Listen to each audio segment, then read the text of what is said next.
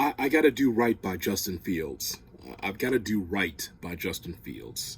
That was the quote from Ryan Poles, the general manager of the Chicago Bears, when he was talking about Justin Fields. And when I heard him say that, it reminded me of my uncle or my grandmother when she'd say about a family friend or someone inside the family, she'd say, well, I got to do right by that person, meaning I want to do something good for a good person.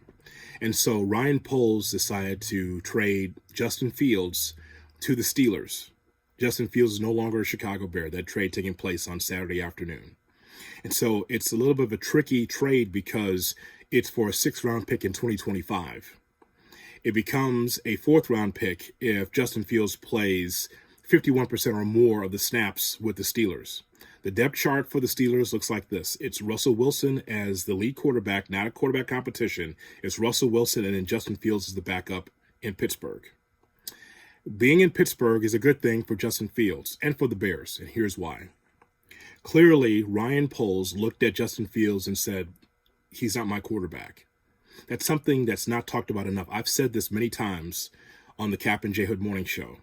You have to know that maybe Justin Fields was your quarterback as a fan, but this was not Ryan Poles' quarterback.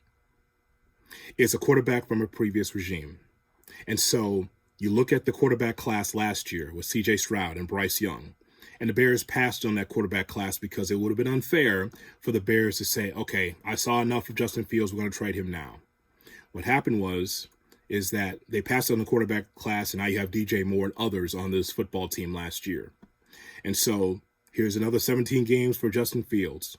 And I said at the time, this is going to be 17 weeks that Justin Fields can prove to the Bears and to the Poles that he belongs long-term with the Bears. There's an injury situation. There was underachievement there with the offensive line and Justin and the coaching staff and everything else. And now Justin Fields is no longer a Chicago Bear. But again, let me underline the fact that Justin Fields was never the quarterback for the Bears long-term as far as Ryan Poles is concerned. So now people are going and looking at the trade and say, who won the trade? Did Pittsburgh win the trade? Did the Bears win the trade? Let me make sure it's clear. Ryan Poles more than likely overplayed his hand because everyone knew as soon as the Bears get the number 1 pick, everyone knew with a brain that the Bears would take a quarterback with number 1 with Caleb Williams. You're not passing on the quarterback class twice.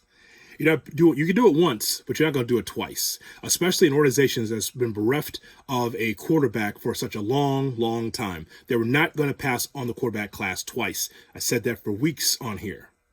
And so there was underachievement with the Bears, and now Ryan Poles believes that this rookie quarterback, Caleb Williams, with all the weapons around him now, from running back to an extra wide receiver to an extra tight end, trying to get better on the offensive line, he believes that this is an upgrade for the Chicago Bears. If nothing else, restarting the clock financially at the quarterback position, but saying we saw enough of Justin Fields to determine that we cannot look at him as a long-term quarterback and pay him, what's the going rate now? $40 million, $50 million for Justin Fields. Could you imagine that with that one-loss record? It ain't happening. It's not happening.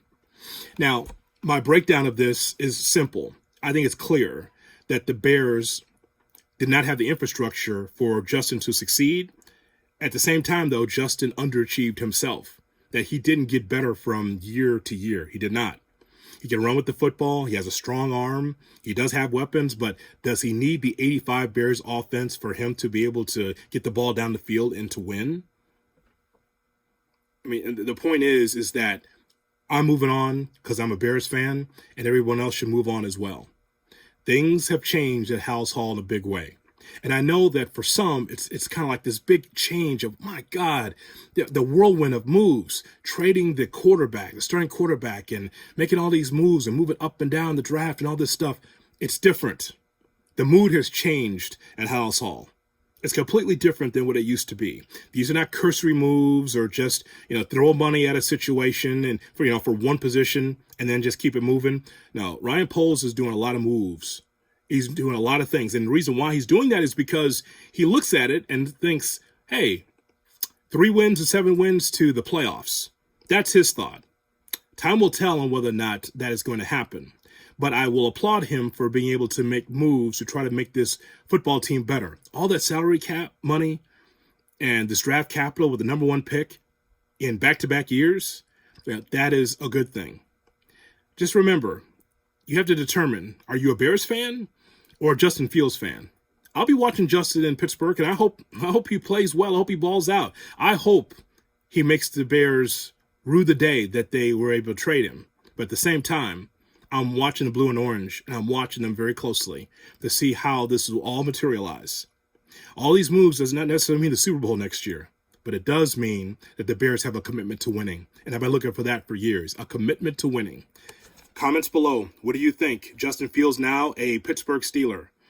For me, I'm all good with it because Justin Fields was never the quarterback for Ryan Poles. And now it's a fresh start for both sides, for the Bears and for Justin Fields.